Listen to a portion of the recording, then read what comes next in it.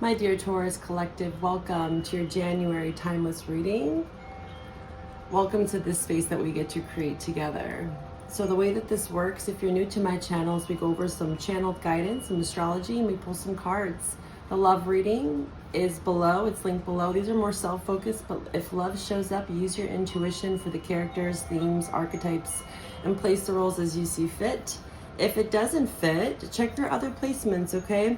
Especially this month with, a lot of this Pisces energy. It's like swimming in a fishbowl. Especially now, Pisces, Venus in Pisces conjunct Saturn in Pisces. This is lessons in love. I got the song for the collective, Sade, Soldier of Love. You may not know that song. You may like the lyrics or the song, and I will link it below for you, as well as any other guidance or channeled affirmations that come through for you. I really want to support you as much as I can with these messages, okay? So let's get right in here. It was very strong when I asked, okay, what does Taurus need to know? And I got Inuit.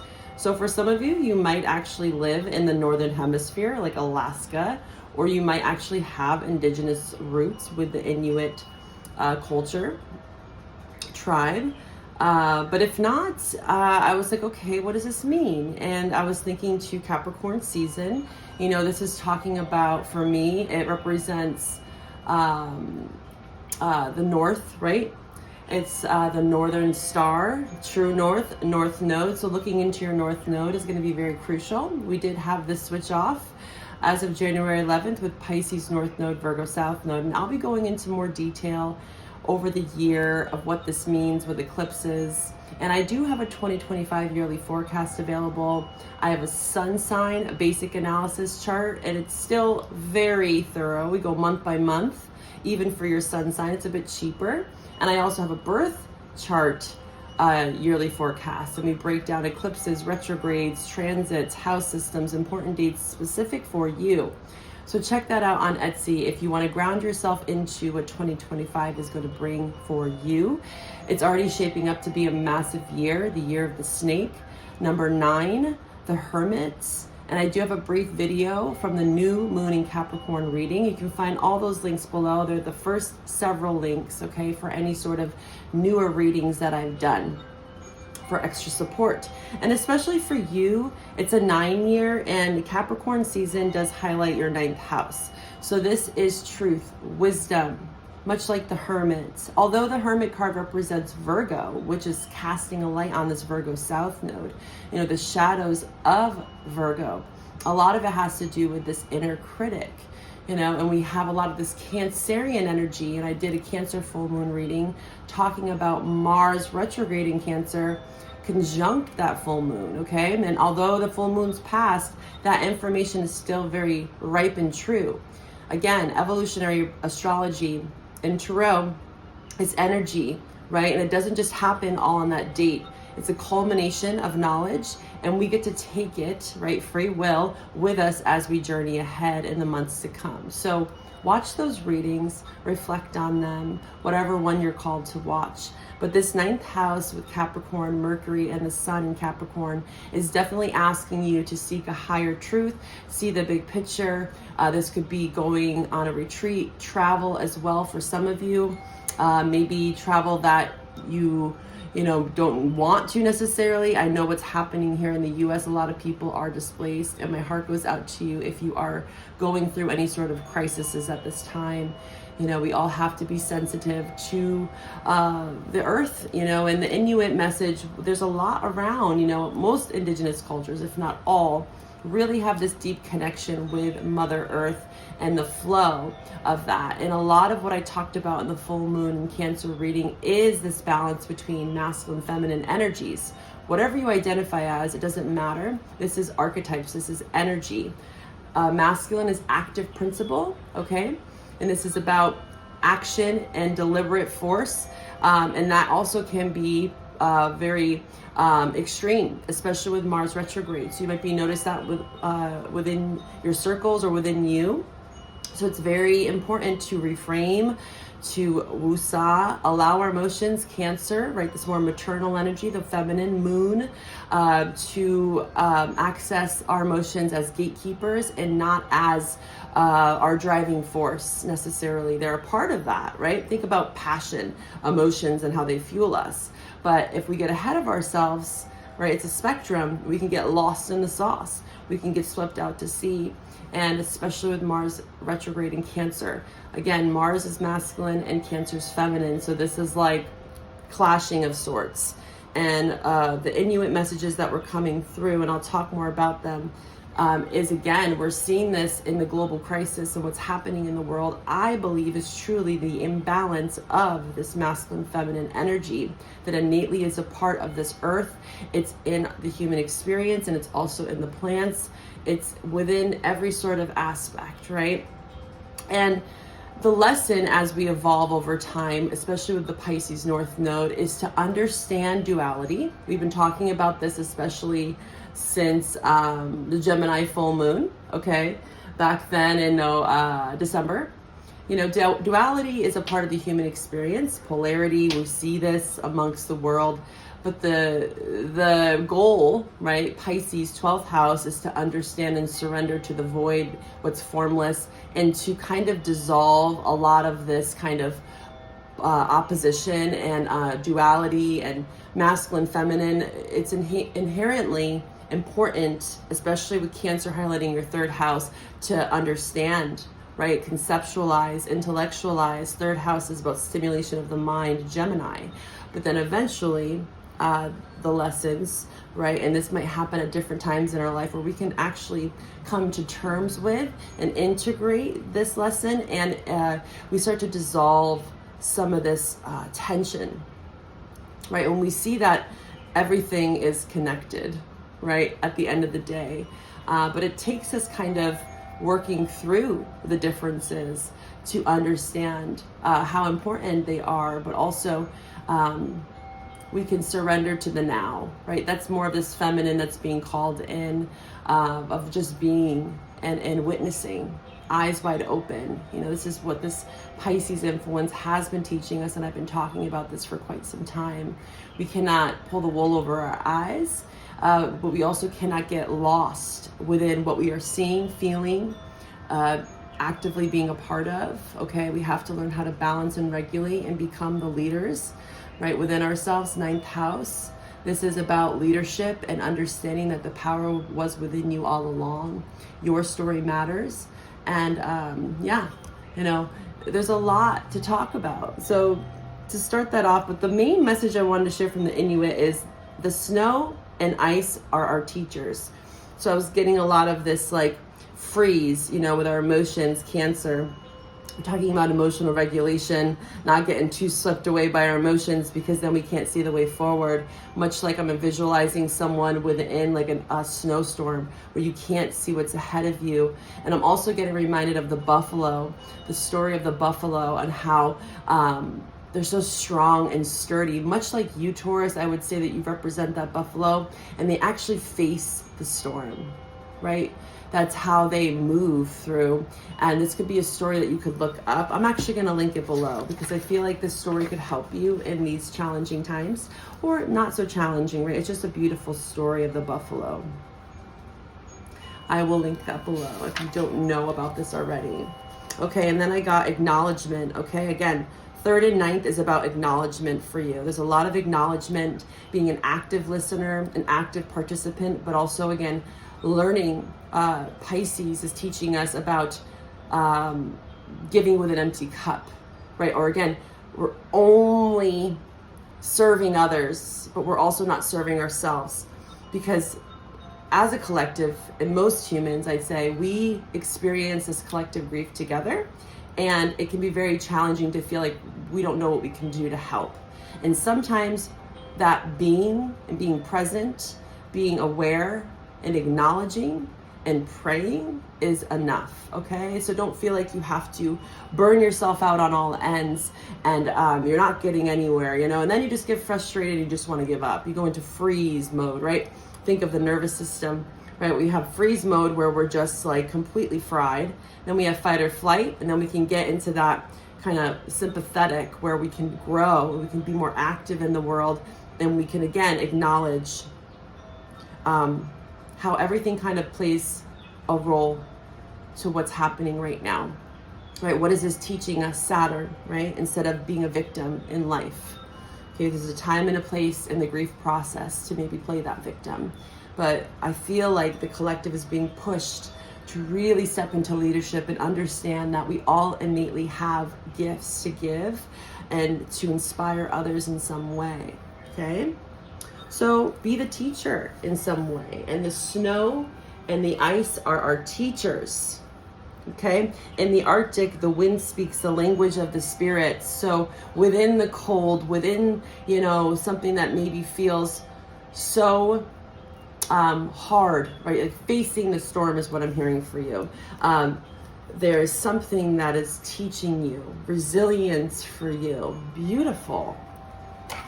You are such a resilient sign naturally. And again, your birth chart says way more. And I do offer birth chart analysis. So check out my links below. I also have a 20% off special for those that are trying to save a buck, right? Who isn't in these times?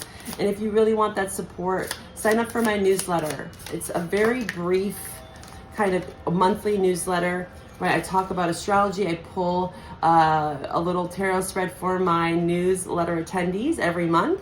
And you also get access to online in-person events and discounts. So when you sign up, you get 20% off codes sent directly to you for any of my services, okay? So we have willpower and start here. And contest. Be yourself fully and you are without compare a true winner of the only contest that matters.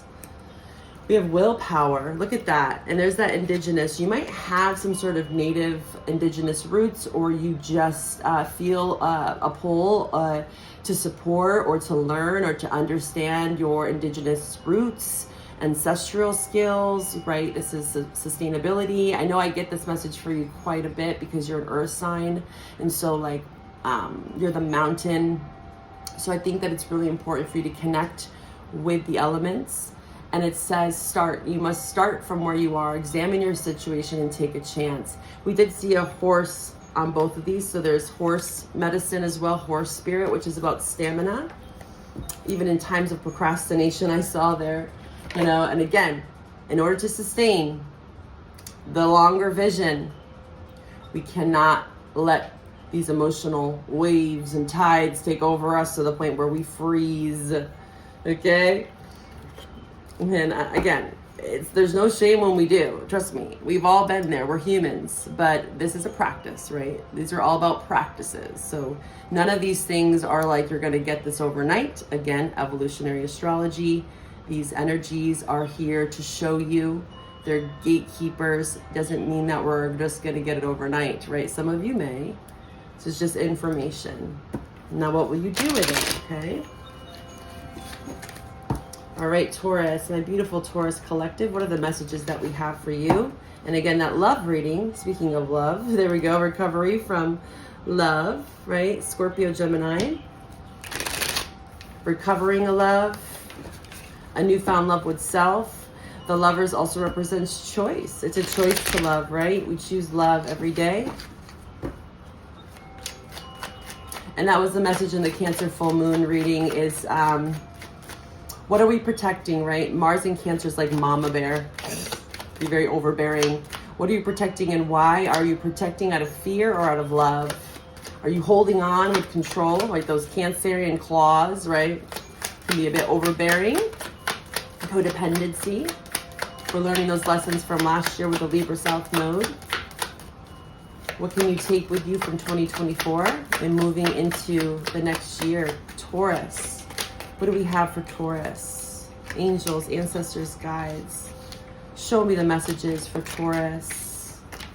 Taurus, my lovely Taurus collective. Thank you for being here and supporting me. Hit that like button, subscribe, and notify yourself for when I post. I'm going to be doing a lot more collective readings, pick a pile readings. Okay? So if you need that support, you know where to find me. Let's get 3 more cards for Taurus, please. 2 more cards for my Taurus viewers. There they are. Okay, thank you. You ask and you shall receive. So So signs that are showing up here, we have Aquarius and Leo on the bottom. There you are, male or female. Yeah, Virgo energy. I got a song for a second. That was where I got, I'm on a highway to hell. Interesting. Okay, we'll see why that's coming up. Oh, so we have Pisces, Scorpio, Taurus, Virgo, Capricorn, Taurus, Gemini, Libra, Aquarius, Queen of Swords there in the middle, and then Eight of Cups as Pisces. So we have Pisces here. Interesting. So when I see these kind of cards, let me see if I can show you more. They tell a story, right? So this Knight of Pentacles is facing this Six of Cups. This is past, this is family, this is nostalgia, childlike memories, bittersweet here with it in reverse. You have two sixes, which sixes talk about balance. It's also the house of purification. It's Virgo, again, Virgo South Node. You may have that as your natal placement. I highly encourage you, especially when these energies shift over, to check out your North and South Node, especially with all the channel guidance of the North.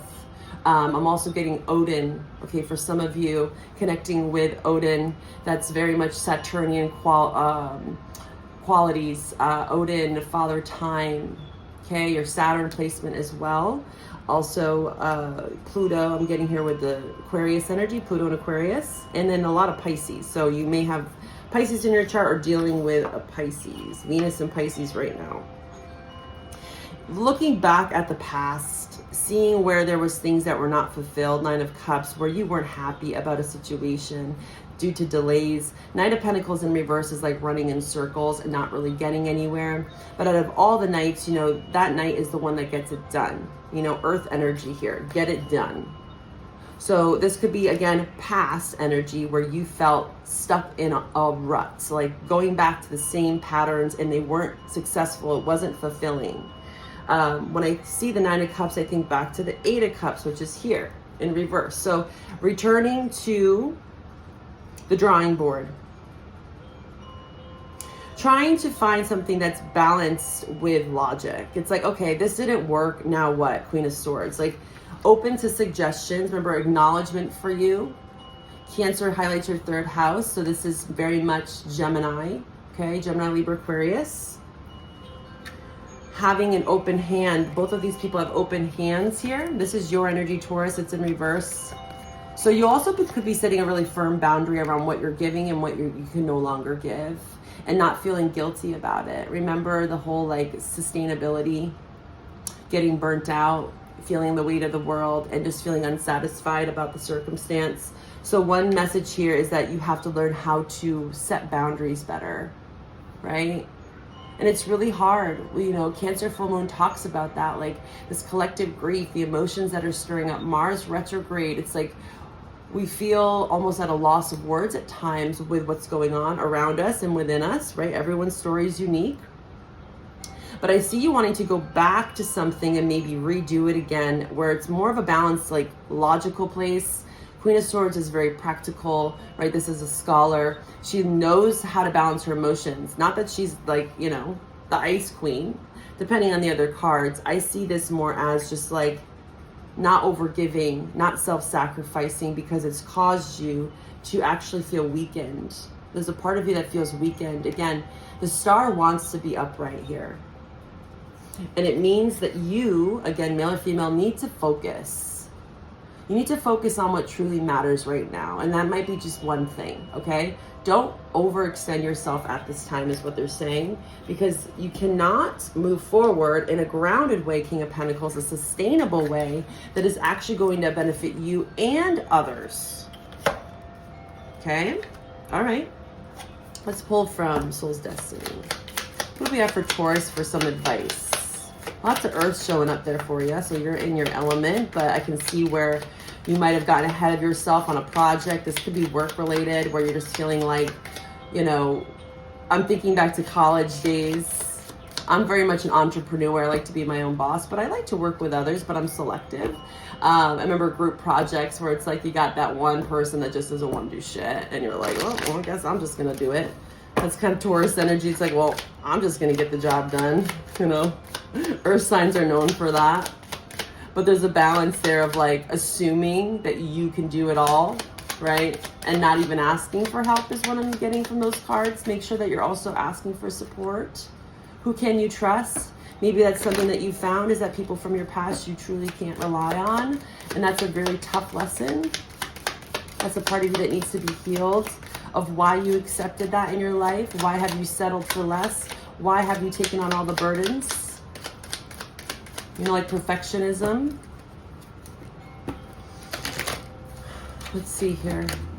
I struggle with that too. I understand, you know, when you want something done a certain way and it's not getting done, and then you take matters into your own hands, but then you get burnt out. Balance. You know, that's that hyper masculine that can come out, and the hyper feminine as well. You know, just give. They'll love me more. They'll do more. If I give more, I'll get more. And then we realize that no, actually, the longer picture, again, Saturn is conjunct Venus, values in love, lessons in love, is that sustainability, the longevity of something, not just what's in the moment here. There's a balance. It says, I bring a state of perfect harmony into my world, and I do so without judgment. So the times where maybe you felt judged, the indecision, trying not to judge yourself, again, reframe that inner critic into that inner coach. What can I do now? What kind of steps can I do now? Remember, Eight of Pentacles is focusing on, even if it's just one thing, what can I do now? What is out of my control, right? Because there's indecision. There could be lots of things that are coming at you. Also, there could be someone returning with the Eight of Cups that wants to heal something with you. And you have to be very discerning. Queen of Swords. You're willing to hear, right? You want to balance something out. But there could also be indecision on maybe a decision that's made. Like, where is this going forward? Okay, where is this going is what I'm hearing. Let's pull from the Demonology. Where is this going? I use my intuition in all aspects of life to bring balance. And I do so without judgment. So a lot around, like, again, if you are judging others, it's like try, Taurus, like, or again, this could be people around you. If someone's constantly judging you, what does that say about themselves, right? People like to point the finger out at everyone else, especially when they're emotionally, like, dysregulated due to whatever circumstance. It's natural, but then there has to be a refrain. And I feel like for my collective and for myself is that, again, these things happen, right? But I feel like there's a quickening of the pace of how much faster we can reframe and be like, okay, I acknowledge, I see my part in this, I see where I've maybe been undecided or not balanced, and I can, like, move forward instead of being like months down the road, cycles playing out. Like the energy's moving really quickly in 2025 for us to understand that yes, we can go through the sways of all the shadow light stuff within us, but we're learning how to get out of it quicker. That's the goal. At least for me, I've noticed that. It's not that these thoughts, fears, lacks, it doesn't mean it doesn't come up, right? We just are able to get out of it quicker. We're able to make decisions when we haven't, because we're in more of a balance without judging others for what's happened, okay? It says, believe in the impossible, okay? Blue moon, conclusions are within reach. So this is an eclipse. So the first eclipses are in March, and I highly encourage you to get that yearly forecast to really ground into it, because March and April are going to be one hell of a time, okay? Spring is going to be intense. I'm preparing you now, good and bad. There's going to be lots more revealed. That was another message from the full moon reading, you know. All is not seen. Pisces is showing us that, like, what's hidden, 12th house. You know, we have to surrender to that we might not have all the answers, and that's okay, but what can you do now? Eight of Pentacles, Virgo energy.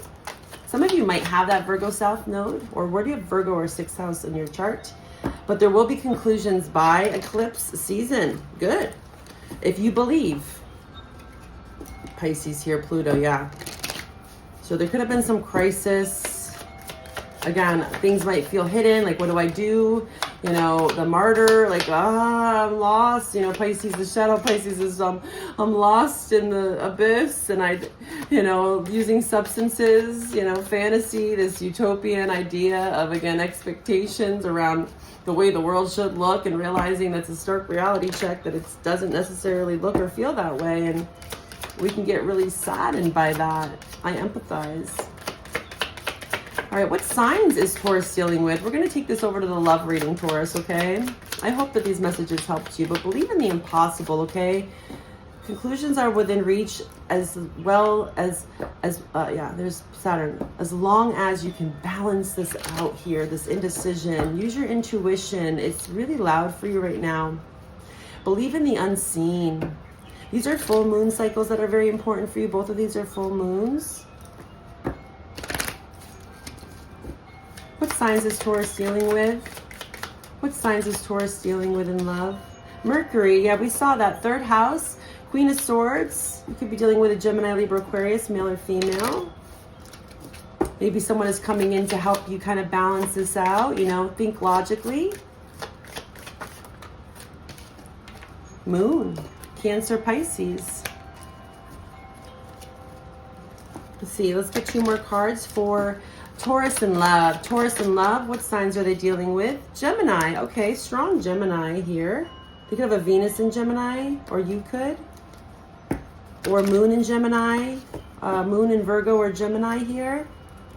Third house, it just could be talking about, again, Capricorn season is your third house, like we spoke upon. Again, acknowledgement, communication, study. Don't get yourself in analysis paralysis too, because again, advice as from a fellow Gemini here is to balance out that third house. It's very mercurial energy. It's the head and the heart. Again, that's the magician, the flow between both. I talked about that during Gemini season. And we have to move that energy, because it can be very anxiety prone. You know, Gemini rules the nervous system. One more sign here for Taurus in love. What signs is Taurus dealing with? Give me 1 card. Fire signs. Okay, Aries, Leo, Sag, Sag specifically, okay? All right, we're going to take this over to the love reading, Taurus. I hope to find you over there. We'll go deeper into your messages. All right? If this is where we part, take care of yourself. Bye for now.